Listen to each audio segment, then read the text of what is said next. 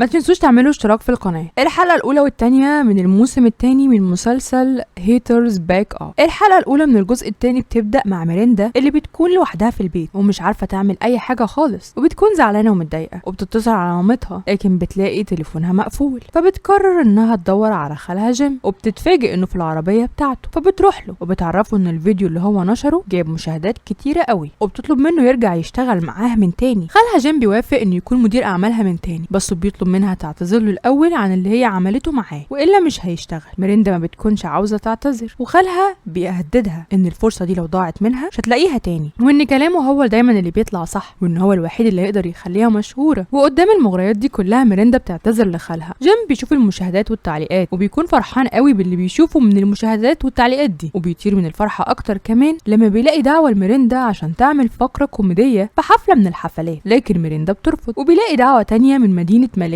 عشان ميريندا تعمل عندهم فقرة كوميدية. جيم بيشوف واحد من مكتشفين المواهب في نيويورك باعت رسالة لميريندا وبيطلب منها تزوره عشان يقدمها للجمهور الكبير بتاعه. ميريندا ما بتكونش عارفة مين الراجل ده، لكن خالها بيقول لها ان هو ده الراجل اللي هيوصلها للشهرة والنجومية، وبيعرفها انهم لازم يسافروا نيويورك في اقرب وقت ممكن ولازم يحوشوا فلوس كتير للرحلة دي. باتريك بيكون قاعد زعلان وبيبيع في الحاجات بتاعته وبيلاقيه جيم وميريندا داخلين عليه، وميريندا بتتكلم معاه ولا كأن في حاجة حصلت منها خالص، وبتعرفه ان اوين سابها واتجوز واحدة تانية وانها رجعت له من تاني، وبتوريه المشاهدات اللي جابها الفيديو بتاعها. لكن ميريندا بتتفاجئ ان باتريك ما بيردش عليها وبتتصدم اكتر لما بتلاقي اللوحة بتاعتها في الزبالة. وغلها جيم بيتكلم مع باتريك وبيديله عقد العمل عشان يمضيه، وبيعرفه انه قدامه فرصة كبيرة عشان يكون مشهور، لكن باتريك بيعرفهم انه مش مهتم باي حاجة هم بيقولوها وبيطلب منهم يمشوا من بيته. جيم بيختار مساعد جديد لميريندا وبيقول لها ان باتريك هيموت من الغيظ لما يشوفه، فبتاخده وبتروح بيه على باتريك وبتعرفه ان المساعد الجديد بيجيب لها ايس كريم، لكن باتريك ما بيهمهوش اللي بيحصل قدامه، فبتحاول انها تلزق العصايه بتاعه الايس كريم على الحيطه، لكن العصايه بتقع وبتفضل تحاول فيها كتير لحد ما بتقدر تلزقها، وبتقول لباتريك انهم ممكن يبداوا من تاني، بس باتريك ما بيردش عليها برضه، فبتعمل بالونه باللبانه عشان باتريك ترقعها زي زمان، لكن باتريك ولا هو هنا وبيطلب منها تمشي برضه. ميريندا بترجع على البيت وهي زعلانه وبتسال خالها جيم هم هيسافروا نيويورك امتى، فبيقول لها انهم ما قدروش يحوشوا فلوس، لكن هو معاه فيزا كارت الفلوس اللي فيها يا دوب تكفي 8 تذكرتين بس، وبيعرفها انها تشتري تذكره ليها وللمساعد بتاعهم وهو هيستخبى في الشنطه. ميريندا بتروح المطار وهي بتشد الشنطه اللي مستخبي جواها جيم، وبتقابل الموظف وبتديله الفيزا كارت عشان يحجز لها تذكرتين، لكن الموظف بيستغرب قوي لان الفيزا كارت مش فيزا اصلا، دي ورقه دعايه من الشركه. ده غير انه بيقول لها ان الوزن بتاع الشنطه زياده قوي. لما بيشوف الشنطه التانية والحاجات اللي فيها بيبلغ الامن وبيقول لهم ان في حاجه مريبه في الاستقبال. ميريندا بتزعل قوي وبتقول للموظف انها لازم تسافر عشان تحضر الحفله لانها مشهوره وليها معجبين كتير، ده غير معجبينها اللي مستنيينها هناك. فالموظف بيسالها فين المعجبين بتوعك. ميريندا بتطلب من الموجودين انهم يرفعوا ايدها ويقولوا للموظف انهم من المعجبين بتوعها، لكن مفيش حد بيكون عارف ميريندا اصلا. ميريندا بتخرج مع الامن بره المطار، لكن بتتفاجئ ان في واحده من معجبينها جايه تتصور معاها، وبتفرح قوي وبتتصور معاها وهي في قمه السعاده، وفجاه بتلاقي هيصه ودوشه في المطار، وبيكون خالها جيم هو اللي عامل الدوشه دي عشان يديها فرصه تجري ناحيه المطار، لكن ميريندا بيتقبض عليها هي وخالها والمساعد بتاعها كمان، وبيوصل باتريك وبيضمنهم والشرطه بتفرج عنهم. اما المساعد بتاعها فبيستنى حد يجي يضمنه. باتريك بيعتذر لميريندا وبيقول لها انه موافق انه يرجع يشتغل معاها من تاني، وانه كان زعلان منها فعلا، لكن ما قدرش يمنع نفسه انه يقلق عليها ويمشي وراها عشان لو حصل لها اي حاجه يقدر ينقذها. في الوقت ده بيساني بتكون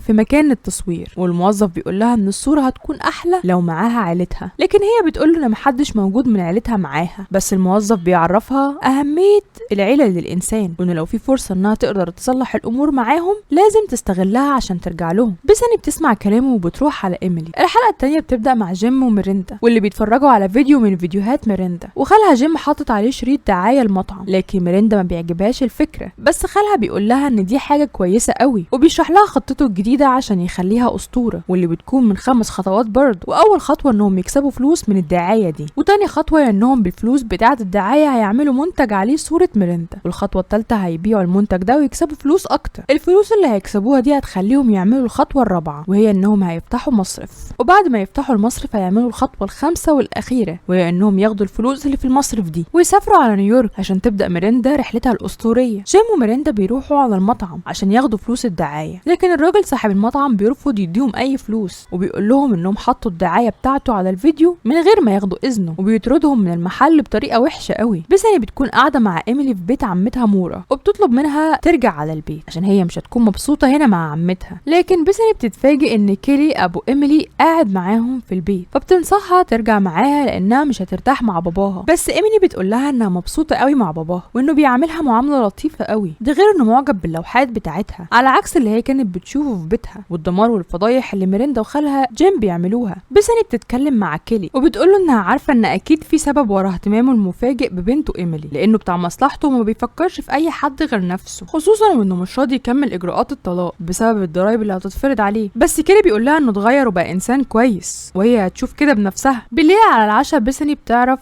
غرض كيلي من ايميلي، وهو انه عايز يستفيد من موهبتها في الرسم، وبيطلب منها ترسم لوحات على قد ما تقدر وهو هيقدر يبيعها بفلوس كتيره قوي. وايميلي بتعجبها الفكره وبتكون متحمسه جدا. بيساني ما بتقدرش تغير فكره ايميلي عن باباها، بتتمنى انه يكون فعلا اتغير وبقى انسان كويس، وبتقرر انها تمشي. لكن ايميلي بتلاحظ ان مامتها مخبيه عليها حاجه. بيساني بتحكي لايميلي على المرض اللي عندها، وايميلي بتقرر انها ترجع معاها على البيت عشان تاخد بالها منها، وبتروح لباباها وبتحكي له على اللي حصل، وباباها بيتمنى لها الخير وبيطلب منها تخلي بالها من نفسها، وبيديها فرشه رسم جميله قوي هديه منه. ميرندا بتكون زعلانه من اللي حصل، لكن خالها جيم بيعرفها ان عنده فكره، وهي انهم هيعملوا مظاهره قدام المطعم عشان يطالبوا فيها بحقوق ميرندا، وبيقول لها ان المظاهره دي هيكون فيها ناس كتير وهيحصل فيها اعمال شغب، وقنوات الاخبار هتبعت مراسلين عشان يغطوا الاحداث بتاعتها، وهتقدر ميرندا تاخد حقها من المطعم. لكن لما بيروحوا على المطعم بيفضلوا واقفين كتير قوي ومحدش بيعبرهم، وبالصدفه بيكون في زبون خارجه من المطعم اسمها ريتا وبتشوفهم، وبتعرف من جيم ان المطعم واكل حق ميرندا ورافض يدفع لها اي فلوس، خصوصا وان هي سبب في شهرة المحل ده. ريتا بتتعاطف مع ميرندا جامد وبتتصل بزمايلها عشان يشاركوا في المظاهره، وبعد ما بيوصلوا ريتا بتتكلم معاهم وبتعرفهم بحكايه ميرندا مع المطعم ده، وان ميرندا تعرضت للظلم الشديد، عشان كده هي قررت تاخد موقف وتطالب بحقها، وهم لازم يدعموها ويقفوا جنبها لحد ما تجيب حقها. بس بعد شويه ميرندا بتزهق وبتسال خالها عن قنوات الاخبار اللي لسه ما جاتش، فبيقول لها انه هيعمل حركه هتخلي الدنيا تولع، فبيقوم مولع في صندوق الزباله اللي قدام المطعم، وميرندا وباتريك بيشيلوا الصندوق وبيحطوه قدام باب المطعم، وبيطلبوا من المتظاهرين انهم يحرقوا المطعم. لكن ريتا بتقول لهم ان دي مظاهره سلميه ومفيش داعي للعنف، بس ميرندا بتزعق وبتقول ان ده حقها ومش هتسيبه لو حصل ايه، وانها ممكن تولع في الدنيا كلها عشان تجيب حقها. ريتا لما بتلاقيها مصممه على العنف بالطريقه دي بتسيبها وبتمشي هي وزمايلها كلهم، وبتوصل عربيه المطافي عشان تطفي النار اللي قدام المحل قبل ما تحصل مصيبه، وميرندا بتقف قدامهم وبتطلب منهم ما يطفوش النار دلوقتي. لكن رجاله المطافي محدش فيهم بيسمع كلامها وبيكملوا شغلهم. بيساني وايميلي بيرجعوا على البيت وبيتصدموا من المنظر اللي بيشوفوه، ده غير العربيه اللي كان قاعد فيها جيم. ايميلي بتتضايق لكن مامتها بتقول لها انها تاخد موقف معاهم، وبتوصل ميرندا ومامتها اول ما بتشوفها بتقول لها انها لازم تغير طريقه معاملتها مع كل اللي حواليها وخصوصا اختها ايميلي، ده غير انه لازم تفهم انها مش محور الكون ده، وان مفيش حاجه اسمها شهره والكلام الفاضي بتاعها وبتاع خالها جيم. لازم تعرف انها كبرت وبقت مسؤوله عن تصرفاتها ولازم تفكر في حياتها بطريقه احسن من كده. ميرندا ما بتردش على مامتها خالص وبترمي نفسها في حضنها وبتعيط. انتظروا بقيه الحلقات، يا رب يكون فيديو المره دي عجبكم. السلام عليكم.